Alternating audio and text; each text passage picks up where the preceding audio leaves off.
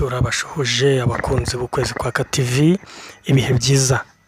Uyu munsi tuje kubagezaho iyi nkuru isesenguye ku byavugiwe mu kiganiro Mineduc cyangwa Minisiteri y'Uburezi yagiranye n'abanyamakuru hamwe n'abarezi kuri uyu wa 31 Nyakanga 2025.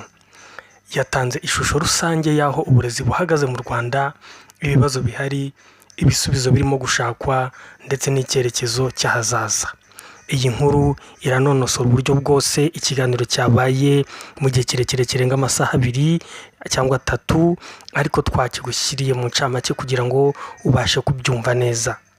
Icyerekezo gishya cy'uburezi mu Rwanda, Mineduc yaganiriye n'abarezi n'abanyamakuru uyu munsi tariki ya 31 z'ukwa karindwi 2025.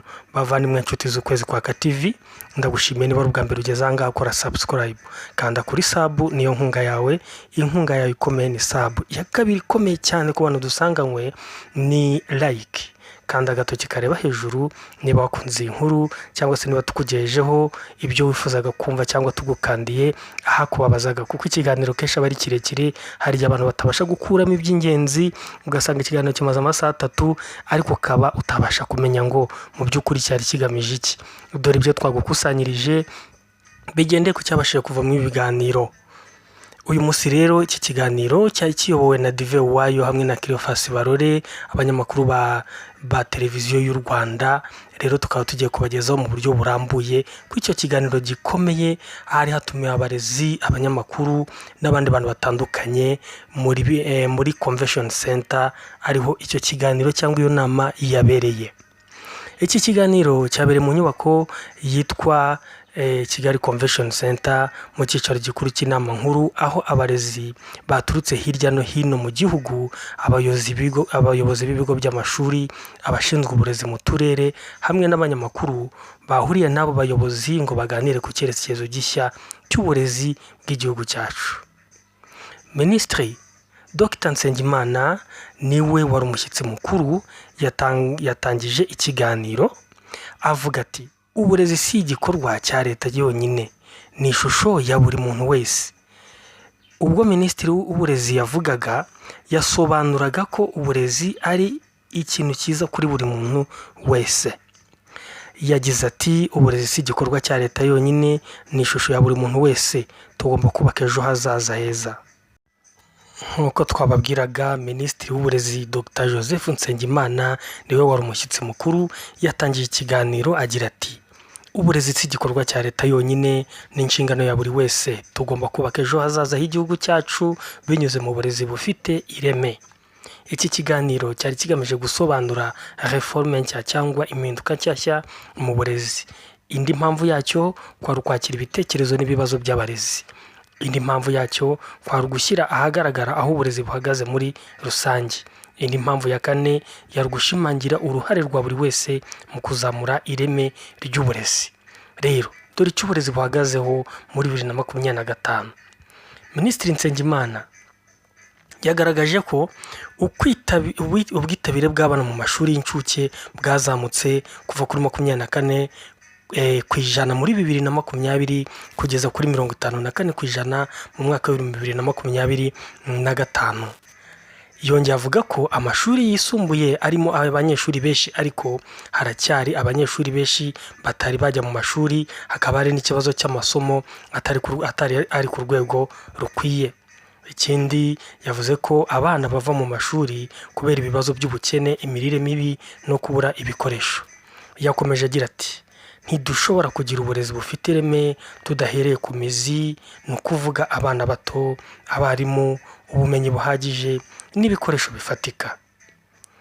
Yagize ati dore amavugurura agiye gukorwa. Mineduc yagarutse ku mavugurura 3 akomeye. Ivugurura rya mbere, kwigisha abana bato neza kurusha mbere. Ivugurura rya kabiri, gushyiraho inzira nshya muri A level cyangwa se muri tronc commun.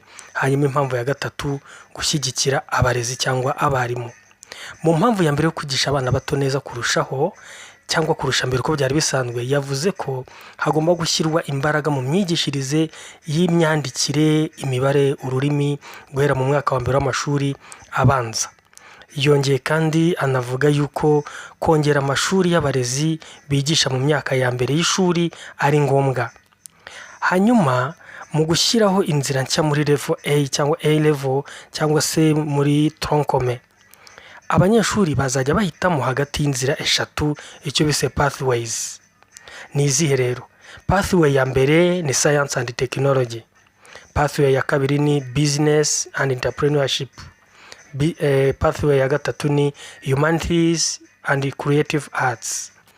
Ibi bizafasha abana kwiga ibibafitiye akamaro, isoko ry'umurimo, aho kwiga ibintu byose uko byakabaye. No kuvuga ngo abana bazajya biga ibintu bibafitiye akamaro ku isoko ry'umurimo, aho kwiga ibintu byose uko byakabaye. Gatatu, gushyigikira abarimu. Mu gushyigikira abarimu, yavuze ko abarimu barimo kongererwa ubushobozi binyuze mu mahugurwa ya buri mezi 3. Yavuze ko kandi harimo kuganirwa no ku mishahara n'uburyo bwo gutuma abarimu bagera ku bushobozi buhanitse. Yavuze ko kandi mu cya kane, indi mpamvu ya kane, yavuze ko harimo ibibazo byagaragajwe n'abarezi. Dore ibibazo byagaragajwe n'abarezi mu ibi biganiro. Abarimu bamwe bafashe ijambo baravuga bati, dufite ikibazo cy'abanyeshuri benshi mu ishuri rimwe, hari aho usanga barenga 70. Undi yagize ati, dukeneye ibikoresho bihagije, harimo udukoni two kwigisha imibare, ibitabo by'abana n'ibikoresho bya mudasobwa. Undi agira ati, amasomo mu mashuri yisumbuye ntabwo yarajyanye n'ibikenewe ku isoko ry'umurimo. Ministre yasabye kwihangana, avuga ko ari byo rwose, ariko ari neza ko leta iri gukorana n'abafatanyabikorwa ngo ibibazo byose bibonerwe umuti. Ni ikihe cyerekezo cy'ejo hazaza cya Minisiteri y'Uburezi? Uburezi mu Rwanda bufite kugera ku rwego rukurikira. Bavuze ko umwana wese agomba kuba nibura ku mashuri ye yisumbuye kandi yarangiza amashuri ye yisumbuye kandi akiga neza. Bavuze kandi ko abarimu baba bafite ubushobozi bw'ikirenga ndetse bagashyigikirwa n'ikoranabuhanga. Bavuze ko amashuri yose yaba afite amasomero, amazi, ibikoresho by'ishuri n'imirire ihagije. Mineduc yavuze ko ifite icyizere cy'uko igihugu gifite ubushake bwo gushyira uburezi ku isonga ry'iterambere. Nshuti z'ukwezi kwa KTV, ibyo nibyo kenshi baganiriye byari bizingiye mu icyo kiganiro. Minisitiri Nsengimana yarangije agira ati, twese turabareze mu buryo bumwe cyangwa ubundi. Umubyeyi, umuyobozi, umunyamakuru, umuturanyi, dufite inshingano zo gufasha uburezi gutera imbere, tugira uruhare, tunageze ijwi ryacu aho rikenewe. Muri make, ni inkuru y'ingenzi cyane ku Rwanda ruri mu nzira yo kuzamura uburezi. Abarimu basabye byinshi leta ivuga ko izagenda ibasubiza gahoro gahoro. Impinduka kandi izo reforme zose ngo zigomba kuba zigamije kugira ngo uburezi bw'u Rwanda butere imbere. Muri make rero, ni inkuru y'ingenzi cyane ku Rwanda ruri mu nzira yarwo kandi buri wese ashyigikire u Rwanda. Niba utarubizi, Mineduc yashyize amajwi n'amashusho y'iki kiganiro kuri YouTube channel yayo no ku rubuga rwayo rwa www.mineduc.gov.rw, ariho natwe twavanye iyi nkuru. Nshuti z'ukwezi kwa KTV, turabamenyesha ngo mwibuke gusubiza like, kanda kuri subscribe kandi usangize abandi kugira ngo bamenye ibyavugiwe mw'iki kiganiro ku byerekeranye n'amashuri n'uburezi mu Rwanda, hamwe n'icyo Minisiteri y'Uburezi iteganyiriza abarezi. Turabakunda rero, ibihe byiza, mugumane natwe, mugendane natwe mu nzira yose. Uru rugendo turimo turi kumwe namwe, turabishimira kandi turabakunda. Ciao.